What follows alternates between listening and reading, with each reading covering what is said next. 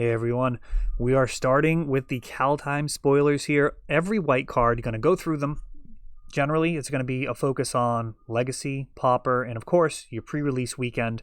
Those are going to be my main focuses, touching barely on some of the other formats if it seems like there's some obvious synergy. Starting out here with Armed and Armor. If you take a look at the set number, this is not available in the booster packs. 1 and a white, vehicles you control become artifact creatures until end of turn. Choose a number of dwarfs you control. Attach any number of equipment you control to it. Just really a whole lot of text on that one. And not going to be available for your pre-release anyway, so you won't have to evaluate it there. But I'd imagine there's going to be quite a bit of fun for commander decks attaching equipment without paying those heavy equipped costs, and dwarves are at the center of that, which is already a beloved, if underplayed, tribe. I mean, there's not a ton of good dwarf stuff yet. You got to remember, goblins initially was a joke tribe. It's hard for people to understand, given like how powerful goblins have become. But initially, goblins were just pretty much trash. I mean, you had Goblin King to give him +1/+1 in Mountain Walk, and that was about it. You had like 1/1 goblins for 1. And people still played it. I mean, people play it in old school, backed up with Lightning Bolt, Chain Lightning, and Goblin Grenade. It still gets there, but they were nowhere near the power level of what we've currently seen. So I would not be surprised to see a continuation of quality dwarfs coming out, especially we've got those D&D sets. Maybe they'll do a little bit with elves and dwarves in there, as well as the character classes. There's like 40 cards here, so I'll probably try not to do an aside like that for all of them. Axguard Braggart, a 4 casting cost 3/3 with Boast. You untap it and put a +1/+1 counter on it. Boast, overall, very interesting mechanic. And remember, this is when you attack, that is potentially before blockers, you're able to do this. So this is really a very interesting mechanic. You attack right away, regardless of how that attack resolves. Maybe you run face first into a 5/5, maybe you get exiled, maybe you connect with the player, whatever it is, doesn't matter. You still get to boast about it. And getting +1/+1 and a counter makes this kind of like a 4/4 vigilance, and I suspect that will be solid in limited, especially at common. Batter Shield Warrior, 2 and a white, also with Boast. Creatures you control get +1/+1 until end of turn. A overrun effect tacked on to a 2/2 body for 3.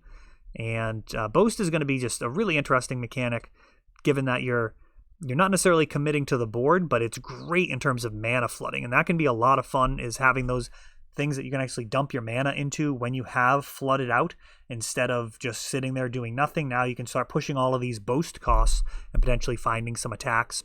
Talk about power creep. Battlefield Raptor looks like it's coming out of a Michael Bay movie. A 1/2 flying first strike for 1. They just keep pushing this 1 mana bird situation. I don't think we're going to get to a Savannah Lions in the sky. That would be a bit much. But I mean, I guess they have had stuff like that with some quote-unquote drawbacks. So who knows? Maybe they will. Power creep's a real thing, and that card looks absolutely ridiculous. Beskir Shieldmate. I don't know if that's supposed to be reminiscent of the Mandalorian with Beskar, but Beskir Shieldmate, when it dies, create a 1/1 white human warrior creature token, a 2 casting cost 2/1 that you actually get a body out of. Maybe there's some type of aristocrats deck that would actually be happy with that. I'm playing black-green aristocrats and Pauper on occasion. I mean, I have it together. It's not something I play in a tournament, but this could potentially see play in something like that, a deck that values having those bodies to devour. Bound in gold. Generally, you want the bigger token than just getting a 1/1, though. Usually, you have a small creature that you kill, and then you get the bigger body. Bound in gold, 2 and a white for a aura enchant permanent, and it can't attack, block, or crew vehicles, and its activated abilities can't be activated unless they're a mana abilities. Just a pretty thorough pacifism effect at 3 mana, which historically, they've been okay. They've been passable. Blue really makes a mockery of these type of removal spells, potentially returning the creatures to their owner's hand. So depending on the amount of bounce in the set, which we'll see as we go, this could be passable, could be solid, or it could just be too easy to play around. Clarion Spirit, 1 and a white for a 2/2 When you cast your second spell each turn, put a 1/1 white spirit creature with flying into the battlefield. Those type of effects can be really, really strong in limited. Creating tokens like that really can add up. So this is like a super watered down young pyromancer. You're not getting a token every time you play a spell, but if you do play 2 spells in turn, you're getting a 1/1 white flyer, and depending on the curve of your deck, you could be quite happy with that. 2/2s for 2 are kind of the backbone of many constructed decks, or many limited decks, I should say, your pre-release pools, as you do need those early plays to commit to the board so you don't just get overwhelmed in most limited formats that we've seen. The 1/1 for 1 enters the battlefield. If it was the second spell you cast this turn, put a +1/+1 on target creature. So this is potentially a 2/2 vigilance for 1, and depending on the curve of your deck, that could be very solid, and I would not be shocked to see people getting overrun by this on pre-release weekend. It is a cleric, so any clerics for cleric tribal, kind of keep an eye out for those, but the bar is already pretty high for those.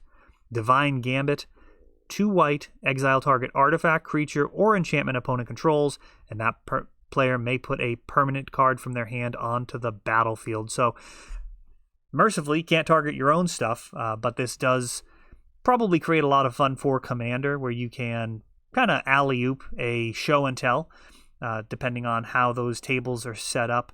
And, it's kind of a fun card. Not something that I necessarily want to be sleeving up in limited, or certainly in my pre-release pool. But you're basically getting rid of a creature and they get another one. So that's kind of a best case scenario, is they get another permanent. So when they're Hellbent, pretty solid. The card's probably better than it looks, but more difficult to play than people are going to be happy with. Doomscar. Really like some of the names in here. This one's a little on the nose, but this one does a lot of damage. 5 to destroy all creatures, so 1 more than the traditional Wrath of God, but you can pay 2 and exile it to foretell this and then play it later for only 1 and 2 white. So you're getting a 3-mana Wrath after that initial 2-mana investment, and I would not be surprised at all if this ends up being a really solid card in Standard. In Draft, it's going to be horrifying to play against. The ability to Wrath of God is very, very powerful and limited. And overall, I think this is a exciting new card. Doomscar Oracle, 2 and a white for a 3/2. When you cast your second spell each turn, you gain 2 life. Also foretells. And it seems like there's a lot of ways to kind of utilize your mana in this format, which I suspect I'll enjoy quite a bit. The ability to be foretelling cards as a down payment in order to play later, boasting, just ways that you can actually utilize your mana more effectively aside from just the vanilla casting creatures seems really strong. Giant Ox, this can crew using its toughness rather than its power. Probably a card that I'd stay away from. It's 0/6, it's not going to win the game on its own. We'll see what type of equipment's available, but it seems really unlikely that it's going to be worthwhile. Glorious Protector, 2 and 2 white for a 3/4 flying flash.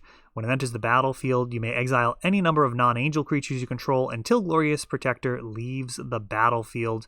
And it also has foretell on there of 2 and a white. So this card, kind of a little bit of a feel of Restoration Angel, and the downside is, though, they're gone. They're not just coming right back. So Glorious Protector, it's interesting. It's a potential response to a Wrath of God. You can exile your whole board, and then when this dies, you get all your stuff back. And there's a lot of angels in this set, mostly called Valkyries, and I think people are going to have a lot of fun with them. Expect angel tribal cards to do well. I'm sure there's already been some movement on some of the classic angel synergy cards, cards having to do with Sarah or just angels in general. I'm sure are doing quite well right now as people are getting very excited about the potential for all these new angels. God's Hall Guardian, 6 mana, 3/6 with vigilance, does have the foretell, making it kind of 2 easy payments for a 3/6 vigilance, and that's a pretty big body. That's going to put an end to the early beatdowns, and if they've got 2/2s and you don't, then you're able to play this on turn foretell this on turn 2 and later on cast it for 4 mana, which is an excellent value at 4 mana to get a 3/6 with Vigilance. Goldmaw Champion, a dwarf warrior with some great art. Boast, tapping a creature, 3 mana, 2/3. And again, you're going to be able to attack and then use this prior to block. So it's actually pretty solid. I mean, that's the type of card I would have some fun playing. Obviously, the tap costs it 2, a little more than you might want to pay for that effect, but you'll take that in your pre-release pool. Getting those blockers out of the way makes a real mess of things, and coupled with other removal can potentially create an actual lethal strike out of nowhere. You bounce a creature, or you blow up a creature, you tap another one, and all of a sudden you're getting in there for lethal, and that is generally where you want to be. Halvar, God of Battle. Creatures you control are enchanted. Sorry, I just realized I'm not going to have the other side of this, so I've got to pause. All right, so Halvar, God of Battle. Sorry about that. Creatures you control are enchanted or equipped have double strike, and at the beginning of each combat, you may attach an aura or equipment attached to a creature you control to target creature you control. So essentially hopping equipment or enchantments back and forth in between creatures and also giving them double strike. And it's a 4/4 for 4, so lots of really strong stuff. I really like the fact that these gods are not indestructible. That's something that we've previously seen out of gods, is they're generally indestructible. But the Norse gods actually can be destroyed. One of my favorite parts about that pantheon. The other side of the card is Sword of the Realms. Equipped creature gets +2/+0 and has Vigilance. And when equipped creature dies, return it to its owner's hand. So overall, a very dangerous card. I personally enjoy the flavor for Commander, and I think either side of that is going to be very potent for your pre-release pool. Generally, Mythics are going to work out pretty well. Just for pre-release in general, I mean, it's not super precise way of thinking about it, but Wizards knows what they're doing when they're making Mythics at this point. Invoke the Divine, destroy target artifact or enchantment, you gain 4 life. We've got this instant speed disenchant with 4 life tacked on. It'll depend on the quality and quantity of the enchantments and artifacts, but certainly at least a sideboard consideration to consider. Very often disenchants end up living in the sideboard and then coming out and being really strong in certain matchups during your pre-release. Iron Verdict, just really awesome art here, super evocative, all sorts of feelings looking at this. And we've got 5 damage to target tapped creature. Again, really liking the Foretold mechanic. You end up with kind of a Swords to Plowshares on call in the exile, ready to be used. You just have to pay that 2 mana up front. Of course, paying 3 mana for this effect is totally fine, but at some point during your turn, if you have an extra couple of mana lying around and you don't need to keep it out open, it's a good mana sink to be able to have this available at a discount later on to really create a devastating attack step where you're, basically blocking and blowing up another attacker and just totally taking what would have been a favorable attack and turning it right around. Also at common, Kaya's Onslaught. Here we see her. Looks like she's attacking Vorinclex. Target creature gets +1/+1 and gains double strike until end of turn. I guess I hadn't really thought about it. So she's a ghost hunter. I don't know. Maybe Garruk would have been kind of cool to see in this capacity. But Kaya's got the nod. And anyways, that's just a flavor side of things. Target creature getting +1/+1 and double strike until end of turn. Also with that foretell. This card probably going to end some matches abruptly, being able to just pay 1 mana and give a creature, potentially +5/+5 or more. That thing's carrying equipment or an enchantment. I mean, +1/+1 and double strike is quite a lot. We play cards that just give things double strike in like Pauper and are happy about it. So this is a pretty fun card. Master Skald, a dwarf warrior. When he enters the battlefield, you can exile a creature card from your graveyard, and if you do, return artifact or enchantment card from your graveyard to your hand. 5 mana, 4/4. Overall, just a lot going on here. A lot of text, jumping through hoops just to get an artifact or enchantment from your graveyard to your hand. There's cheaper ways of doing this, and the body may be fairly costed. This is the type of card you're probably not going to be embarrassed to sleeve up, but it doesn't really wow me for limited. Rally the Ranks, 2 mana. As it enters the battlefield, you choose a creature type, and creatures of the chosen type get +1/+1.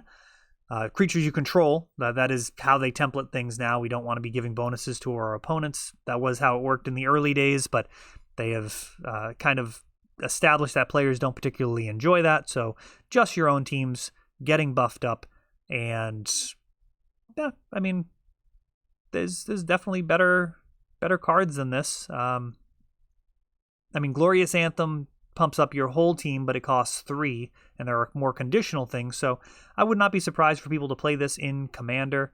Not the type of thing I'd generally be happy to play in Limited, unless you've got like a really strong token theme.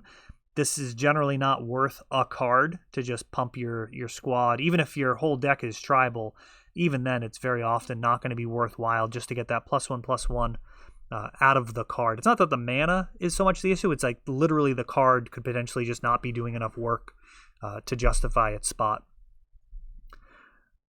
Redain, God of the Worthy, a 3 mana 2/3 flying vigilance, and a little bit of a hate bear here, so it's going to make snowlands your opponent control enter the battlefield tapped, and non-creature spells your opponent cast with converted mana cost 4 or greater cost 2 more to cast. You know, people probably ask about playing this in Death and Taxes. It is a white creature, and snowlands are a thing, but ultimately this is likely to just be way too slow. It is nice that it goes after the snow basics, mostly when we're talking about going after lands of your opponent. Traditionally, it's been non-basics, and those snow basics kind of almost feel like they're cheating, getting around all of the hate, so they don't care about Blood Moon or Back to Basics, but they do have the added bonuses associated with Snowland, such as powering up some of those cards like Arkham's Astrolabe or Ice Fang. So, I mean, this card, people will probably be happy to kind of stick it to a Snoko a little bit, but it's probably just going to get elked in that matchup anyways. However, you can play it as a forecasting cost legendary artifact that if a source an opponent controls would deal damage to you or a permanent you control, prevent 1 of that damage, and whenever you or a permanent you control becomes a target of a spell or ability, then it gets countered unless its controller pays 1. So definitely a Urza Armor kind of pillow fort card. Certainly if you have a pillow fort commander deck where you're trying to be super defensive, I would imagine people will be happy to sleeve this up in there.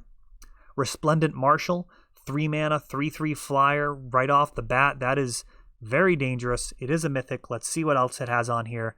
When it enters the battlefield or dies, you can exile another creature from your graveyard. If you do, put a +1/+1 counter on each creature you control other than Resplendent Marshall that shares a creature type with the exiled card. Wow. That's just really, really good. Yep, you're going to win some pre-release games with that. I mean, a 3/3 body that also pumps the team. You see what I'm talking about with the Glorious Anthem card there. Just the card itself doesn't do anything on its own, whereas this is a 3/3 flyer, which is fantastic, for 3, which is really, really good value. And then on top of it, when it enters the battlefield or dies, as long as the game is kind of anything's happened and you've got a creature to exile, you are handing out counters to each creature that shares a type with the exiled card. So if you're playing like an angel deck and you exile an angel, all your other angels are getting +1/+1 counters. So this card, I think people are really going to have a lot of fun playing. Just a quality Magic card as far as limited, and probably makes the cut for angel commander decks as well.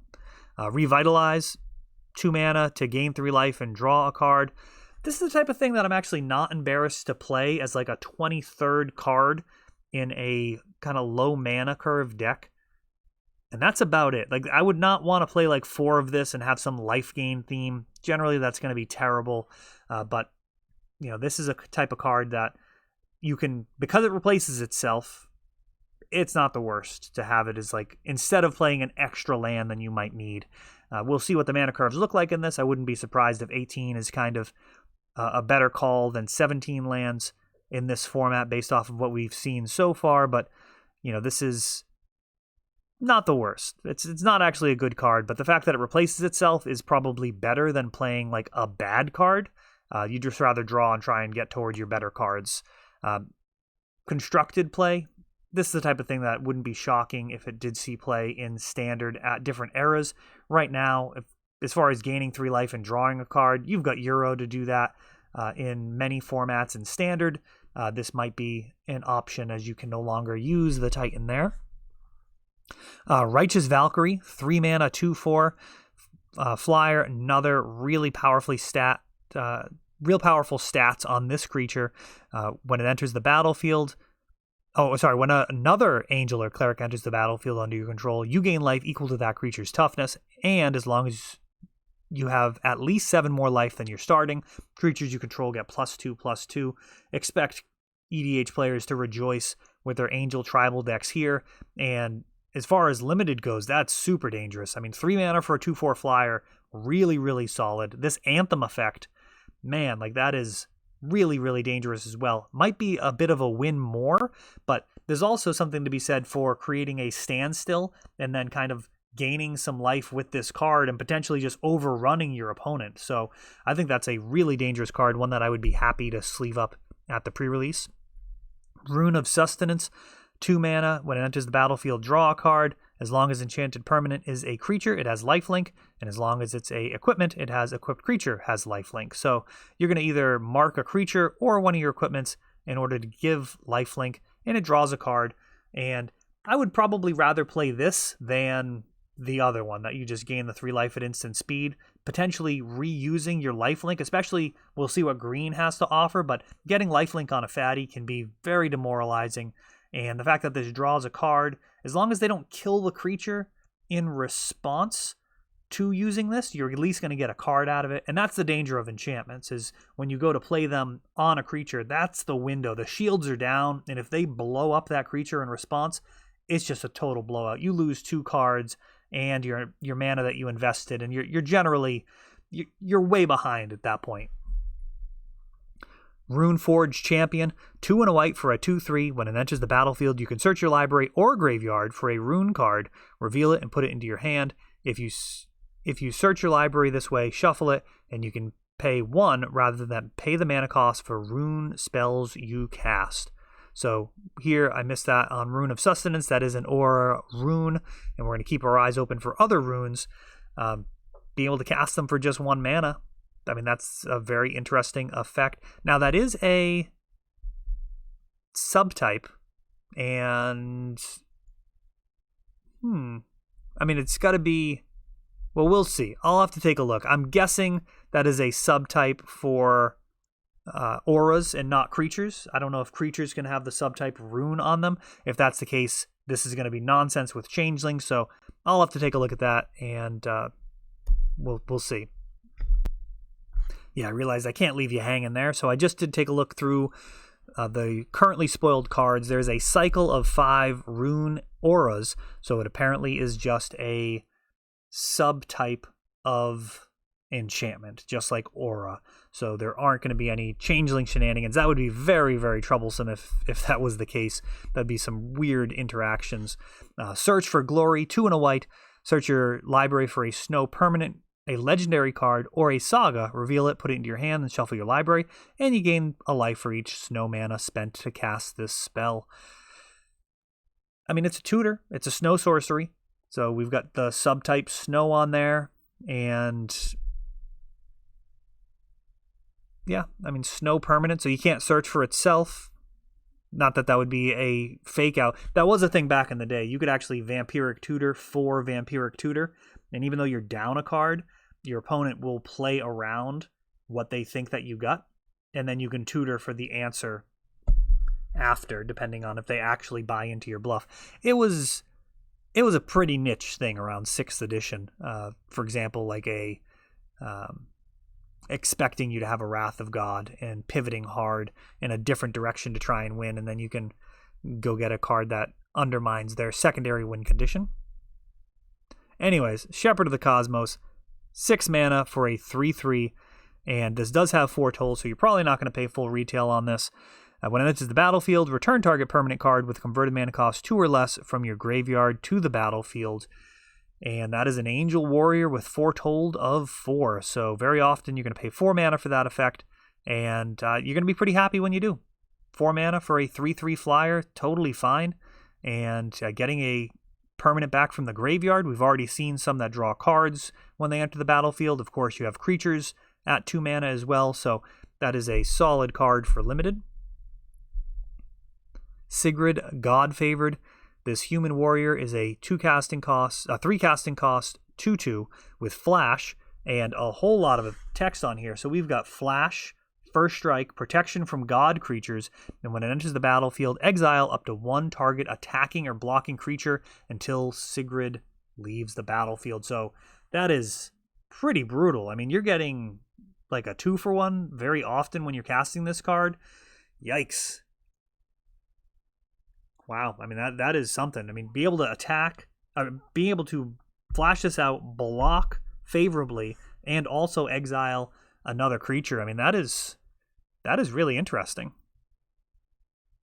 Wow, I hate to say it, but like, you know, is Death and Taxes interested in that? Now, we already have Skyclave Apparition, which is a more versatile answer, but that is really interesting. Flash and First Strike. I mean, that is a better body and much easier to get out in the middle of an end step without Aether Vial. That is some fun.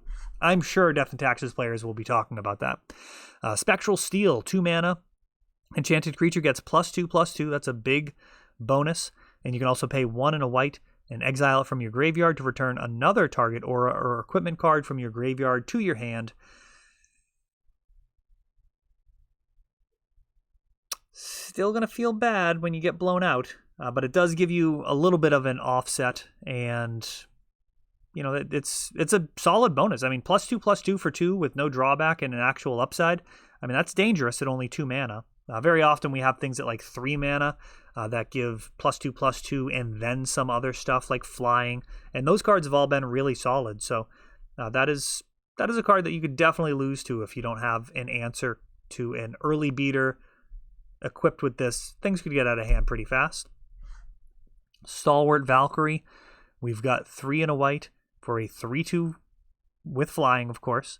And you can pay 1 in the white and exile a creature card from your graveyard rather than pay its mana cost. So late game, if those creatures in your graveyard aren't needed for any of these other interactions, sure, take the discount, get a 3/2 flyer for 2. You're going to be very happy with that. Even if you don't, 3 power in the air for 4 is generally a good deal.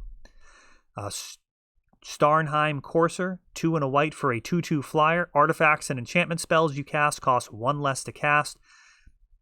Got to imagine that boggles players in Pauper are going to at least be interested in that, making things cost 1 less. There may be some use for that in some type of deck. Yeah, no, just taking in the art. That is some very colorful Pegasus art. Starnheim Unleashed, 2 and 2 white sorcery with Foretold. So we're going to either get a 4/4 Angel Warrior token with flying and vigilance, but if it was Foretold, you're going to get X instead. So we're talking about paying, if you pay 3, 3, and 1 for 7, you're going to get 3 4/4. So at 7 mana, that is probably just winning the game. Even at 5 mana, I mean, 2, 2, and 1, 5 total. A pair of 4/4s is going to be devastating, and you're going to be happy to have this in your pre-release pool. I mean, that is a really powerful turn 5. That card's going to be tough to beat in limited. Story Seeker, 2/2 lifelink. That's actually a pretty decent beater. And if you can give that guy some pants or boots or whatever you call equipment, that will be a pretty welcome bonus to be getting lifelink on the added power as well. Usher of the Fallen, a 1 mana 2/1. Talking about power creep, I mean, Savannah Lions, you now have Boast, and you just make extra bodies. So, I mean, that's a surprising card. Just as an old-time player, seeing that type of power creep is surprising. Now, the other side of that is in limited, a lot of the time, those 2/1s for 1 kind of end up falling flat. Certainly 1/1s for 1 are terrible. Just depending on the format and how easy it is to do that 1 damage, sometimes they can feel a little underwhelming. we'll see what the removal looks like in this set. There are sets, though, where a 2-1 for 1 is just a tremendous value because your opponent can't get rid of it without a high-value card. You don't want to waste removal, or they're just going to like trade with a 2-2 that they paid 2 mana for. So, I mean, I think this card's actually really interesting. The extra value is there to be taken advantage of, and the fact that it's 1 mana means you're going to be able to slot this in whenever you draw it. Very often, you're going to be able to get it down that turn and start taking advantage of that boast. Valor of the Worthy. Enchanted creature gets +1/+1, and when it leaves the battlefield, create a 1/1 white spirit token creature with flying. Man, it would be so much better if it was the other way around. So there is an Auras deck in Pauper that plays Cartouche of, is it Solidarity? I don't even know what it is. It's the white one. You get the body up front, which is ideal because that gives you a body to sacrifice if someone does have an Edict effect. Here, I mean, I'm not excited about this card. I'd probably rather run a cantrip over it. +1/+1, not really enough of a bonus, and the 1/1 not enough of a consolation for when your plan doesn't work. Warhorn Blast. Beautiful art on this card.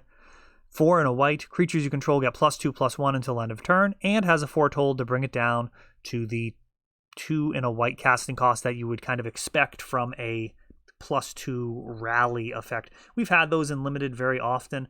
+2/+0 until end of turn for 3 mana, and you generally don't want to run too many of those. 1, I'm usually happy with. 2 starts to push it in a really aggressive deck. It's just generally you're playing it and you're just winning on that turn. You're going to get in an extra like 6 damage because of the card and just close things out a turn before your opponent's stabilized in like a really aggressive deck. So this card kind of feels a little bit lost to me. The Foretold, I mean, the +2/+1 though is certainly better. Getting that +1 is probably the biggest difference here. Actually pumping your whole team makes this a more dangerous card. We've had this in one of the M sets as well. There was a card that paired very well with Triplicate Spirits to give +2/+1 to your entire team. I forget the name of it. You can let me know in the comments if anybody watching has been around that long. Wings of the Cosmos. That is some fun art right there. Wolf getting some wings. Target creature gets +1/+3 in flying, and you untap it. And that is kind of like a plummet. I mean, that's going to take out an opposing flyer. You're going to be able to give a creature flying and block like their best creature with wings and just totally dominate that combat step. Yeah, I mean, it's the type of card that they'll throw in, like, what are they? Game nights, like those type of effects. New players enjoy playing these effects. It's fun, it's flavorful, but it's not ultimately particularly good. Valkyrie Harbinger, another rare angel, 6 mana for a 4/5 flying lifelink. At the beginning of each end step, if you gain 4 or more life this turn, create a 4/4 angel creature with flying and vigilance where you just run away with the game completely. That has to be answered. That's a nightmare. So if you're attacking with it, it's at the beginning of each end step. So you attack, you just get a 4/4 flying vigilance. And if they attack into you and you block at the beginning of each end step, if this is still there, you're still getting a 4/4. So that is going to like batter skull, come down, take over the board. And at 6 mana, I mean, that seems fair-ish. I mean, it's really strong. That is the type of card that you definitely lose to in limited if you don't have the removal for it. And sometimes even if you do. If it's sorcery speed removal and they get an extra 4/4 body, very often you're going to be so far behind there's no making up for that. Now we've got the cards that are actually not part of the boosters. You can note that from the collector numbers underneath. Starnheim Aspirant, a 3 mana 2/2, making angels you cast cost 2 less. Depending on where this is, I'm guessing it's going to be in one of the commander decks. I can imagine that people are going to be very excited to be sleeving that up in their angel decks in commander. Reducing everything by 2 is very strong for casual play. It's really good for like constructed play when we're talking about reducing things to 0, but just in general, getting extra value of making all of your stuff cost less, potentially better than tapping for 2 mana. If you can play 2 angels in a turn, you're actually getting even more value out of it compared to just tapping for mana once. And certainly if you had a 3 casting cost creature that tapped for 2, you'd generally be thinking that that's pretty solid for Commander. War Chanter Skald, when it becomes tapped, if it's equipped or enchanted, create a 2/1 red dwarf berserker token. Interesting. I guess I'm really looking forward to seeing the red cards now to see how the connection is made between the white and red dwarf clans. This guy's a cleric. The other one's going to be a berserker. And yeah, I mean, if there's decent equipment, then this will actually be solid to make some bodies. Youthful Valkyrie, a 2 casting cost, 1/3 flyer. When it enters the battlefield, put a +1/+1 counter on. Oh, whenever another angel enters the battlefield, put a +1/+1 counter on Youthful Valkyrie. Again, a card that I'd imagine angel players will rejoice in playing, as this will be able to grow pretty significantly. And of course, you do have potential combos with flickering things infinitely in and out of the battlefield. That could be a lot of fun as well, to just do infinite damage with this creature. Valkyrie's Sword, a equipment for 2. I don't think we've done this one yet, so I'm just going to keep going. When it enters the battlefield, you can pay 5. If you do, create a 4/4 angel with flying and vigilance and attach this to it. So you're going to, for 2 mana up front and then an additional 5, so 7 total, you're going to get a 6/5 angel warrior token with flying and vigilance. And otherwise, you're just getting a solid boon for your creatures. So, I mean, that's the type of thing that you're not going to be upset about playing in your pre-release pool. You can bounce it around in between stuff. The initial 3 equip cost is not nothing. It's not like Batterskull, but it does potentially give some extra boost to your flyer that's chipping in there every turn. And it's just harder to pass back and forth than some of those lower equip costs. But, you know, if you're flooded out and you draw this late game, that is certainly going to be a welcome effect. And we are back to the beginning. So let's see, a little over a half hour on this one. I am going to be going through the entire set. As you can tell, I am discovering these cards with you as we go through it, and I am looking forward to that. There's a lot to enjoy in Kaldheim, and I will soon have all of the information up on the website, so if you do want to pre-order from us, you'll be able to do that as well. We have found out our allocation, and we are going to have pre-release kits and boxes available for you to purchase if you want to help support the store. Thanks for watching.